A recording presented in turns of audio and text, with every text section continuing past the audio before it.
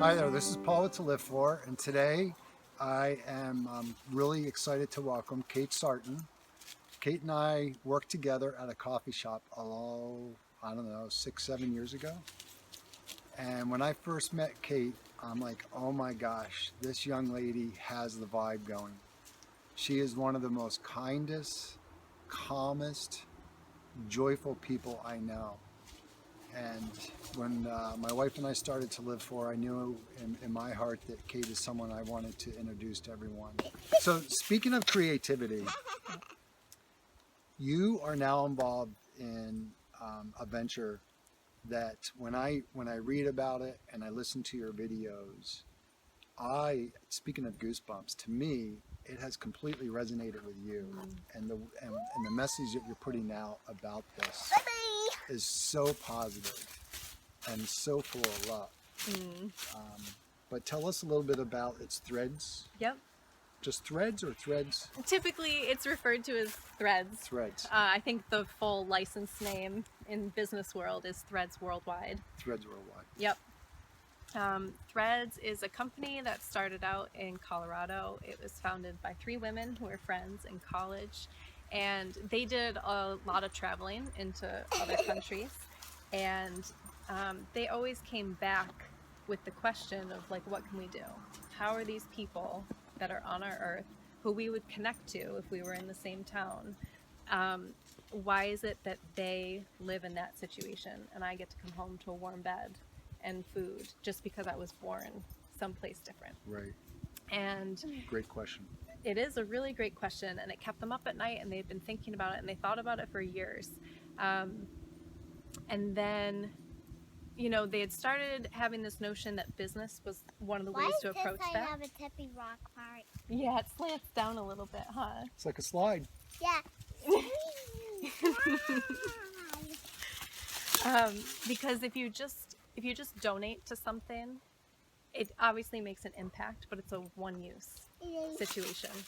Whereas if you help create business, it's like, you know, the metaphor, if you give a man a fish, he can feed himself for one meal. If you teach a man to fish, he can feed himself for a lifetime. It's the same idea with business, is if you're helping someone start a business, they're able to provide for themselves and their family long term. And then statistics have shown that helping empower women and their families and girls is the best way to eradicate poverty, because women reinvest back into their families. I think the statistic is 90% of their income they reinvest back into their family, which automatically lifts them up higher. So they're feeding their families, they're educating their kids, they're providing health care. And then as soon as you start doing that, it affects the generations. And then the generations see that as normal, and they provide for more. I wonder why there's no power lines. I know, no power lines. Why are there no power lines? Because it's nature.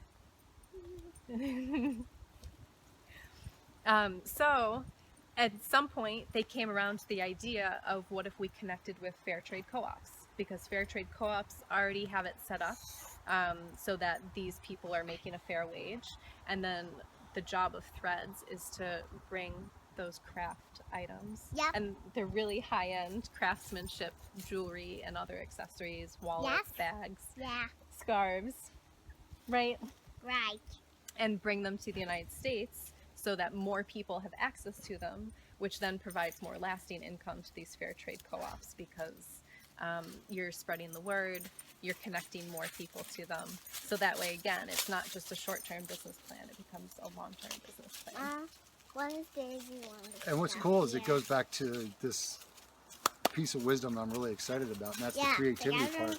So you're supporting all this creativity worldwide. Yes, exactly. So what you're doing is you're selling the product. Yep. You're promoting the product. Yep. And you're doing that individually, but you're also doing it as part of a community, a team. Yes. Yep. We're going to use some time to look at some of the product that Kate has available with Threads Worldwide. So we'll take a break and we'll take a look at some of that product. All right, so each piece of jewelry has a story. Yes. Yep. And I don't have them all committed to heart, but I do remember a couple of them. So this necklace right here and these earrings, which are a similar color, they're made in Ecuador by a fair trade co-op that's there, and they're made from the tagua seed. And that's this cool looking nut right here. And they dry it and they scrape off that brown skin that's on it.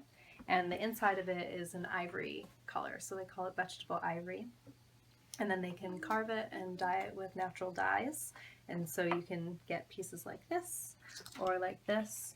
And it's really great for two reasons, because one, it gives the artisans a great material to work with, and two, it actually helps the town preserve their rainforest, because it's a renewable resource That's very cool. it's a reason for keeping the rainforest there. So there's a bunch of pieces from Ecuador that are made from the tagua seed. These earrings, they're a glass bead.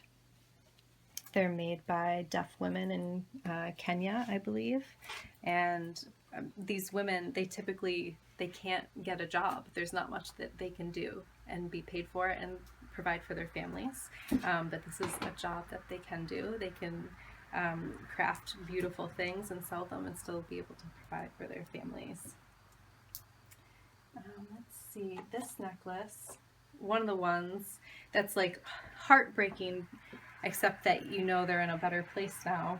A lot of the fair trade co-ops that are in Asia are women who are survivors from the sex trade. And so like this necklace, which is a child size, beautiful necklace, it has like iridescent glass beads on there and a little butterfly charm. And it's a small size, so it'll fit a girl. These are made by women who are survivors of the sex trade. So they're able to have a safe job and provide for their families.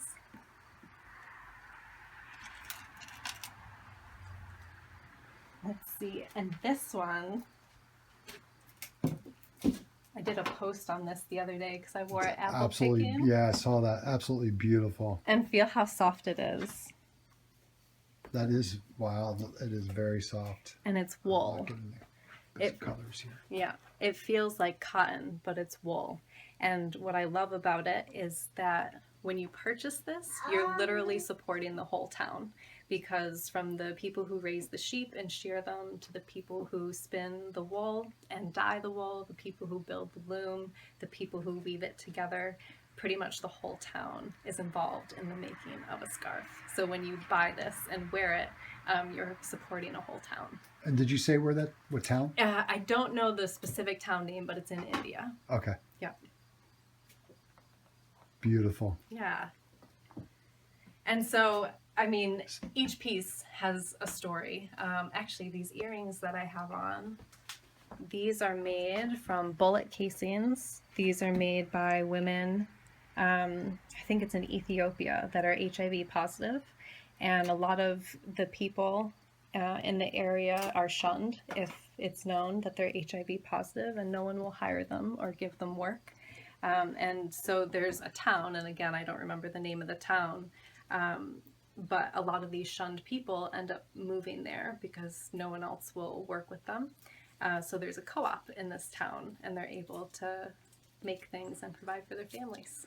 Absolutely heart-wrenching stories, but the good news is you and Threads Worldwide are making a difference for them. Exactly. And that's what To Live For is a lot about. It's taking these amazing positive stories. Everyone's making a difference and trying to connect all that. Right. Because that's what the world needs. Exactly.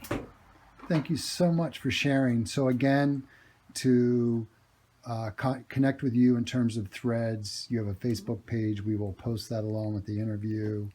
And there's also a Threads Worldwide website. But specifically to get to you, you want to look at you have your own website as well with Threads. Yep, so we can post that. Right. I'll have a business card. You can take a picture of that too and have that as part of it. Okay. Yeah. Thank you so much. Thank you.